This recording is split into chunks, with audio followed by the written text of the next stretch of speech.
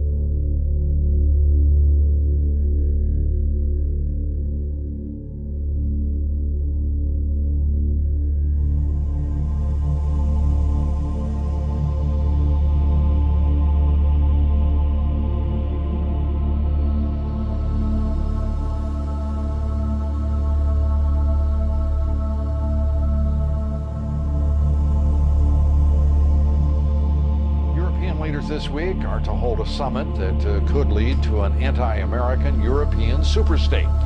Unelected European elites want European nations to hand over what's left of their sovereignty to the European Union. Those elites want the European Union to become a superstate that would challenge U.S. global leadership.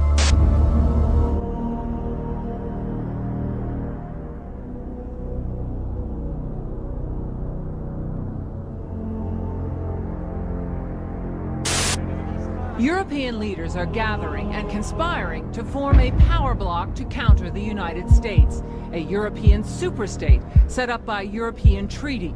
But the leaders of Europe are doing it quietly, without putting it up for a public vote. The leaders of France and Germany are pushing hard to get the deal sealed by the end of the week, when the 27 European countries meet. We still have some serious problems to solve before the Council, and an agreement will be possible if people are ready to compromise. Some say this attempt to counter U.S. dominance in world affairs is dangerous. The United States must not underestimate how far the elite-driven European Union has set itself up to be a counterweight to the United States.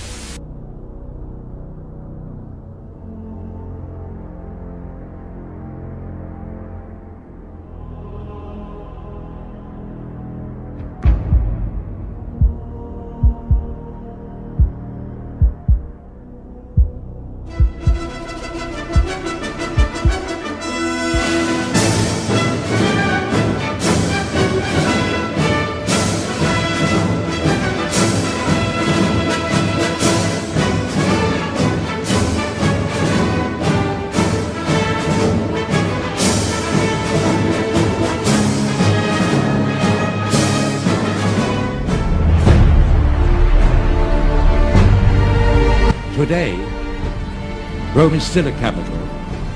The capital of one of several Western European nations that have formed a confederation known as the European Union, or more commonly, the EU.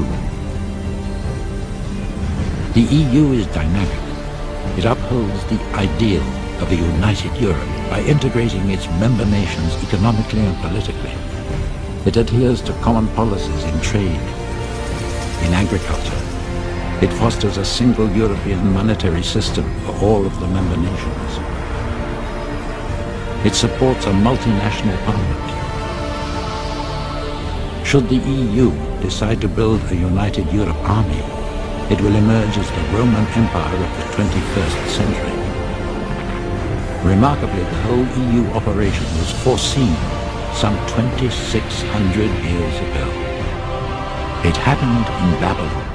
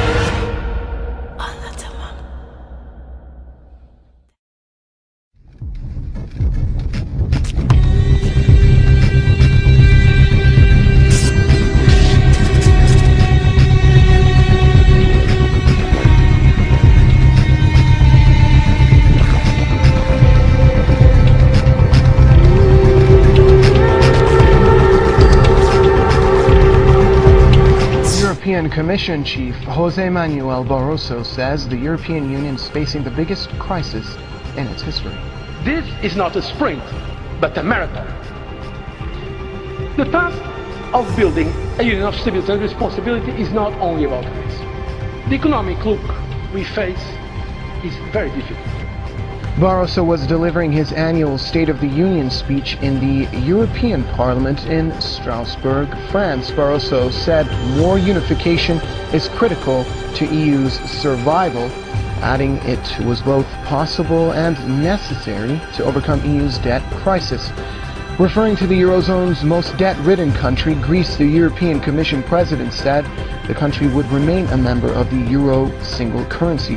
However, he warned that without deeper economic integration among EU member states, the 27-member bloc would face fragmentation.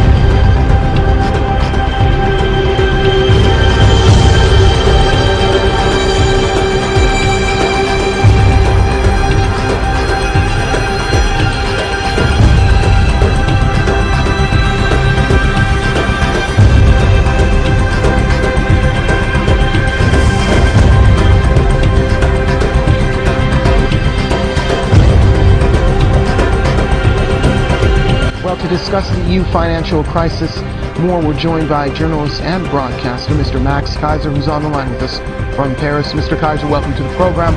Well, Barroso more or less pointed out the main goals for the coming year, especially in relation to the Union's response to the economic crisis. My question is there any significance to what he said, especially in relation to what has been going on with different countries in Europe? To name a few, we've got Ireland, we have Greece, and add Spain and Portugal to that list as well. Well, the crisis that Barroso speaks about is manufactured.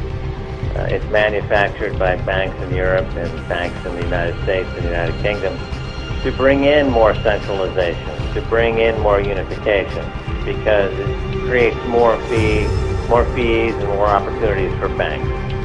So he's really trying to persuade Europeans and individual countries that they should lose their sovereignty in the service of the banking cartel.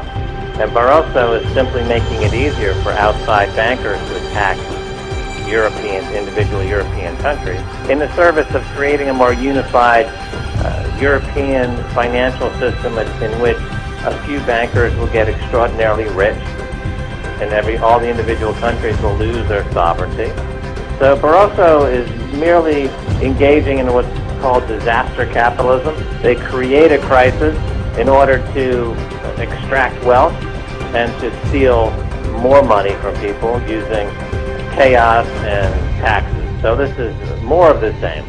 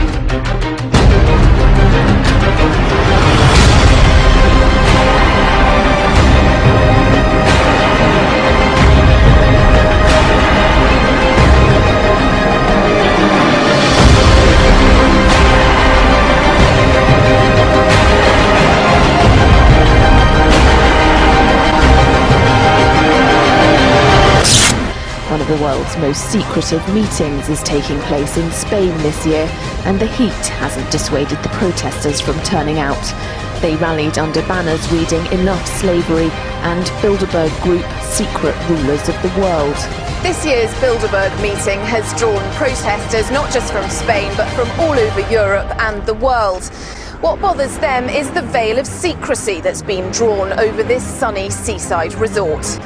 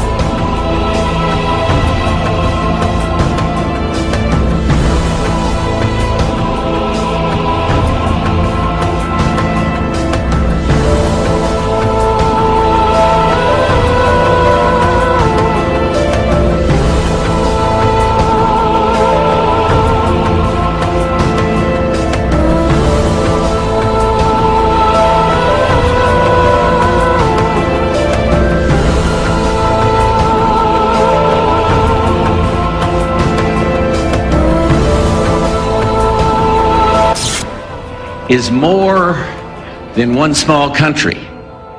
It is a big idea, a new world order.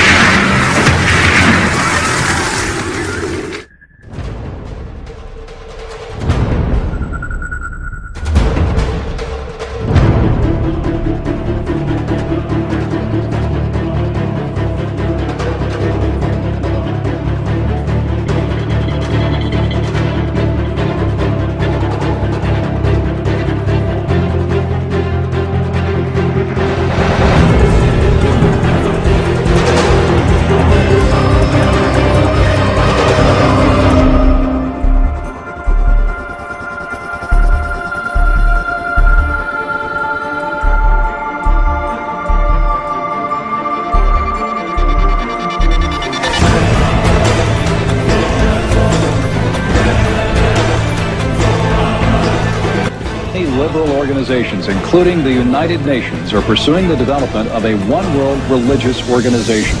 Today, on the United Nations 55th anniversary, CBN News reporter Wendy Griffith takes a look at what's behind this push for a global religious voice. After a while, the drums, chants, and prayers representing many of the world's leading religions all started to sound alike, somehow losing their flavor in a melting pot of spiritual soup. The first ever Millennium World Peace Summit of religious and spiritual leaders took place at the United Nations in August, and some believe it marked the first major step toward a movement to usher in a global spiritual body that may one day speak for all religions. Robert McGinnis with the Family Research Council says it appears the hidden agenda is to unite people under one religious organization so they will peacefully accept UN goals such as population control, abortion rights, and one world government. Instead of all these different gods, maybe there's one God who manifests himself and revealed himself in different ways to different people. You know, what about that, huh?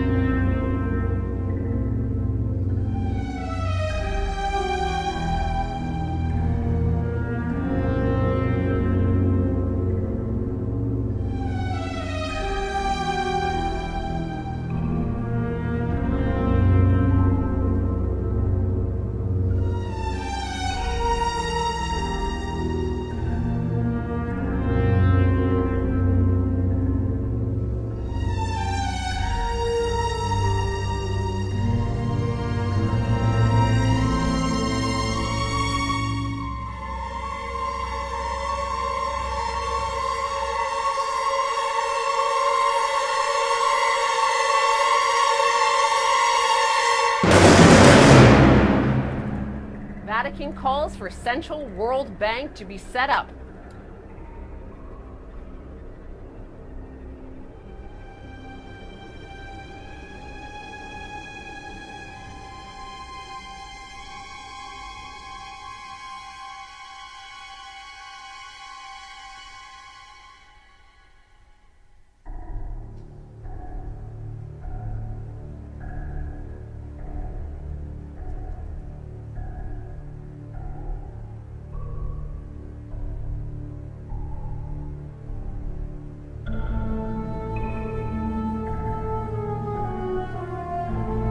No documento direcionado a todos os bispos e fiéis da Igreja, Bento XVI pede uma reforma do sistema financeiro internacional com base na moral e na ética e sugere a criação de uma autoridade política mundial para resolver os problemas.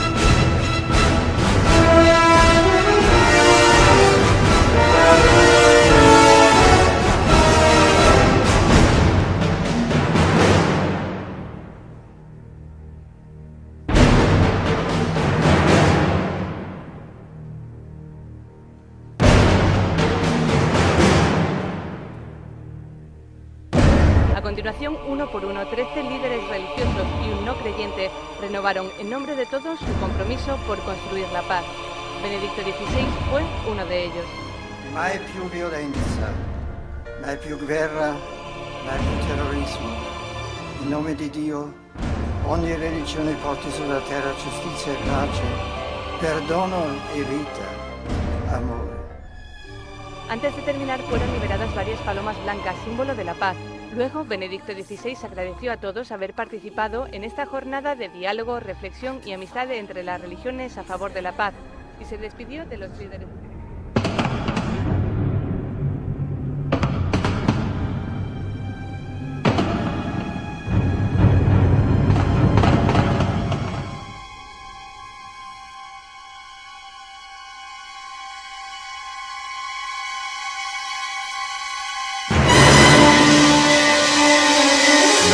Peacemaking will be the ultimate cover of the Antichrist. It's by bringing what appears to be peace that he brings them all under his spell. He's going to be attractive. He's going to be brilliant.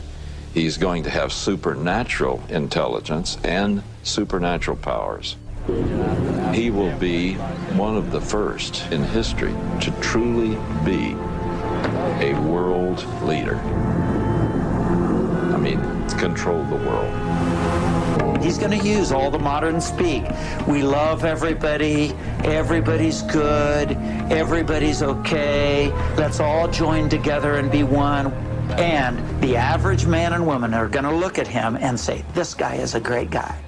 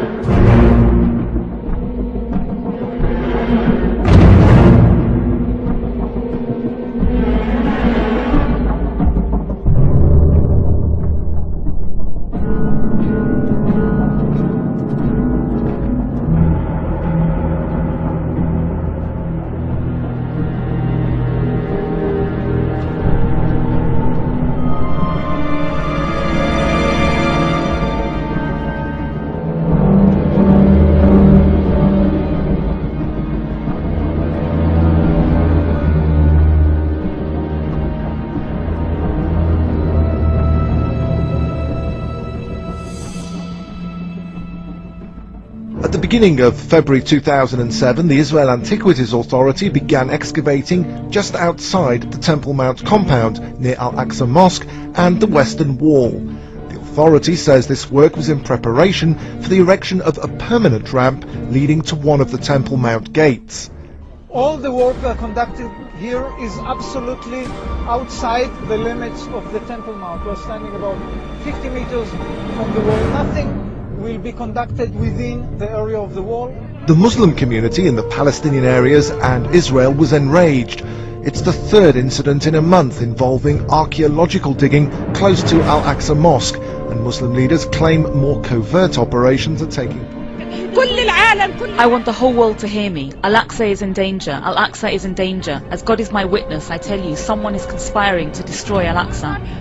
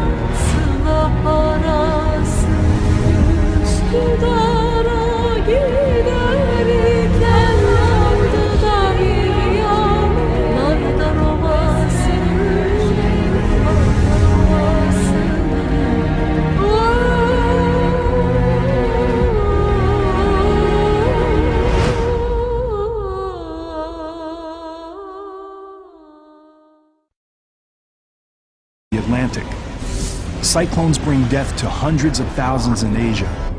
Droughts decimate gigantic regions of the world, and species are driven to extinction at rates never seen before. Could all these calamities be connected to one sign? Revelation tells us the 7 seals bring forth 7 trumpets, and the blaring of the 7th trumpet summons 7 bowls. And with the 4th bowl, an angel poured his vial upon the sun, and men were scorched with great heat.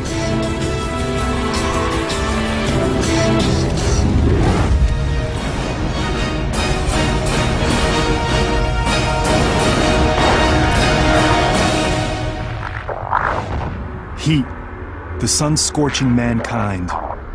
One of the most alarming signs of the prophecy, and for the scientific community, climate change is unfolding with undeniable evidence. The Earth is getting hotter. It's warming up. There are just certain physical principles that are inviolate. The physics behind global climate change are very solid. We increase the concentrations of atmospheric greenhouse gases, the planet warms. You cannot escape the physics. For Mark Sarazi, a research scientist at the National Snow and Ice Data Center, the cause for climate change is obvious and man-made. It became very clear that we were starting to see the effects of global warming associated with rising greenhouse gases.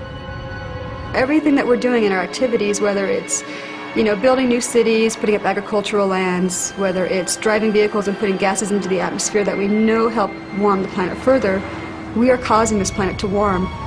It's happening much faster than our models were telling us is going to happen. And that's scary. But for some religious experts, the evidence of climate change is linked to a larger prophecy, another sign of the impending apocalypse. Men will die from heat, sun radiation and poisoning, crops, water will dry up. There will be such an intensification of the sun's rays that 50% of the Earth's population will die.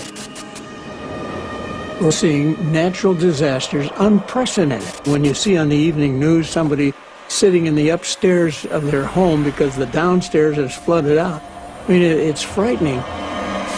Whether or not they agree on the cause, most scientists and religious experts do agree on one thing.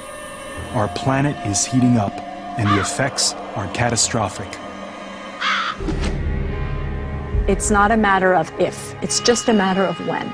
And then it's a matter of how severe is it going to be and what are the impacts going to be. Increasing the Earth's temperature, even by a few degrees, can cause devastating consequences worldwide.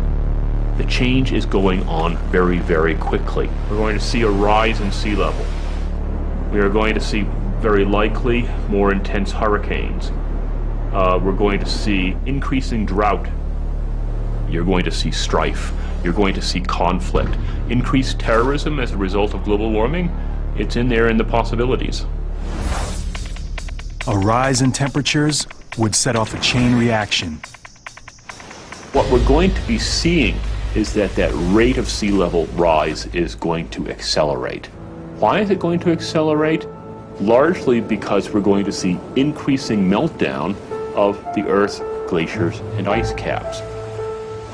What's going to raise the sea levels is primarily Greenland and Antarctica. Together, they're more than 90 meters of ice.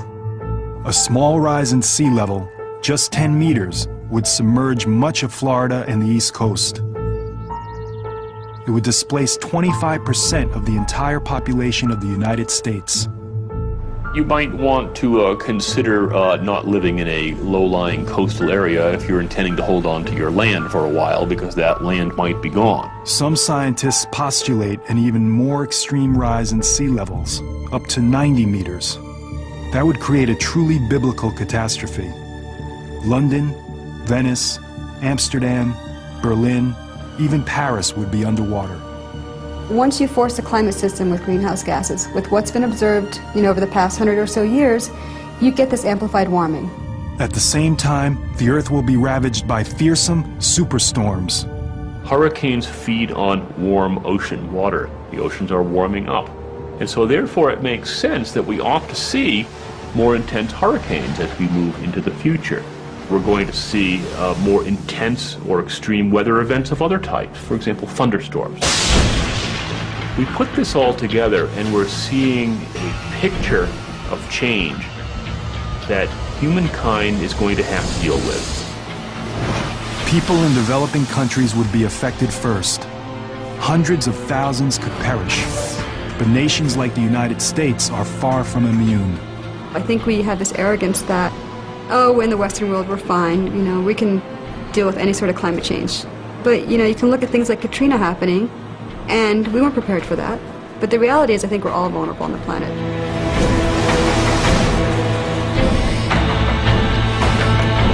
Whether or not we're ready for global warming is a matter of conjecture. But there's no way to prepare for the next sign, a global war that will wipe out most of humanity. The final battle between good and evil. Revelation calls it Armageddon.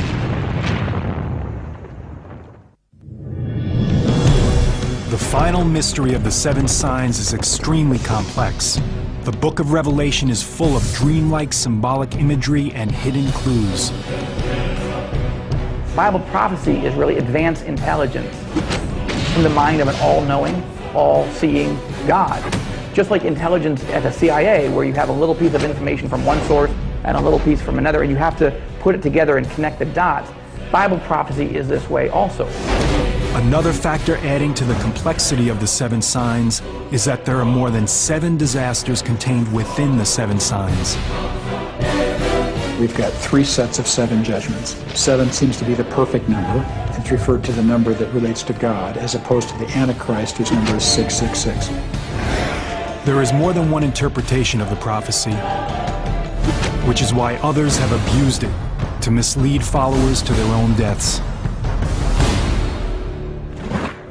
Even some religious scholars are unsure about the exact interpretation of the seven signs. Whether these things are literal or somewhat symbolic, I think we'll just have to wait and see.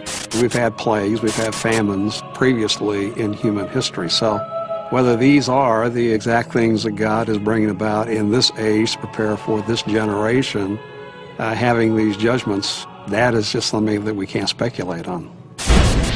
But one thing that is clear is the climactic judgment in the book of Revelation. The final sign, Armageddon. And I saw the beast, and the kings of the earth, and their armies gathered together to make war against him, and against his army. According to Revelation, the first horseman of the apocalypse reappears, the Antichrist. He has come to confront Jesus himself. It is the final battle between God and Satan. Good versus evil. This war is just horrific in its magnitude. All the nations of the earth will converge at that moment. Armageddon refers to a specific location. In the nation of Israel, there is a mountain called Har Megiddo, which means the mountain of Megiddo. And there have been 21 battles for control of that spot. Nations and empires have fought time and time again. The prophecy of Armageddon has left its mark on history.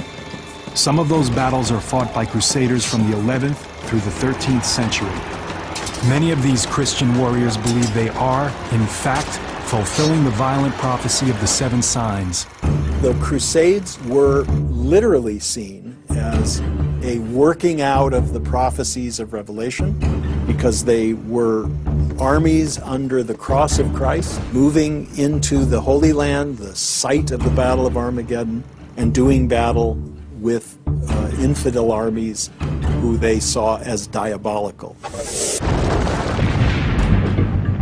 To this day, the Armageddon prophecy continues to exert a powerful hold on people's imaginations.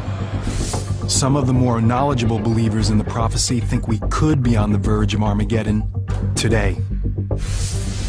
We live in a brutal, chaotic world, so much so that with weapons of mass destruction available and rogue individuals and nations and terrorists and so on, people are afraid that maybe this could be the end. To believers, the looming threat of nuclear war has always been tied to the concept of Armageddon. Looking at the nuclear arms buildup, the missing Russian suitcase nukes out of the former Soviet Union, the cataclysmic plagues of biological warfare being stored and manufactured in laboratories. I don't think there's ever been a time in the history of mankind where we have had the technology to literally decimate our world in a matter of weeks or months. As other weapons of mass destruction have emerged, even secular experts evoked images that echo the prophecy. There could be nuclear exchange. At which point, to protect our own interests, do we get involved with that or not? And if so, at what capacity? Do we launch strike packages to neutralize nuclear threat? Or do we just say, you know, let's just have at it? If the final prophecy culminates in nuclear Armageddon, the end will be similar to those caused by a large asteroid impact or a huge supervolcano eruption. The devastation of war will be followed by a nuclear winter, a shroud-like cloud of radioactive debris that will envelop the globe in darkness. We would now lower our global climate temperature by at least 10 degrees. As it got perpetually worse, we're screwed. And then the prevailing precipitation that would fall in the form of snow would be completely radioactive. In this frozen hell, we would meet our final apocalypse. But apocalypse doesn't mean our demise. It means something to be revealed. The journey through the seven signs only appears to be an unending litany of death and destruction. Starting with the four horsemen of the apocalypse, progressing to a mounting crescendo of horrific disasters, culminating with a final battle that could destroy everything on the planet. But to believers in the prophecy, the seven signs are not a countdown to the end of time. The signs signal a new beginning, a startling and symbolic wake-up call. The purpose is to grab a rebellious mankind's attention in an effort to bring mankind back to himself. And this is where the mystery of the seven signs is finally revealed. For amidst the devastation of the last sign, there is an unexpected end to Armageddon. And I saw an angel come down from the heaven, and he laid hold on Satan, and bound him, and cast him into the bottomless pit. Armageddon ends. Satan is defeated. Good triumphs over evil. And a period of peace and happiness begins on earth that will last 1,000 years. The bottom line is this: God's not some angry tyrant slinging down lightning bolts. God is love, and apocalypse is the unveiling of everlasting love. That's what it's all about. It's not about torture, and it's not about disease. It's about the love of God and bringing in a brand new world. Yes, the prophecy is meant to terrify a rebellious mankind. But it ends on a note of hope.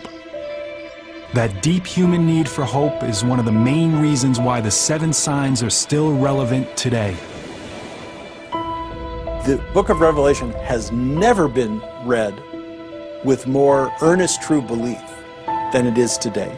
There's a certain irony there because we live in an age of science, of very advanced knowledge about the here and now, and yet even with all that advanced knowledge, there are people who say all that really matters is your religious beliefs, and those will be the final test of whether you live forever in paradise or burn forever in the lake of fire.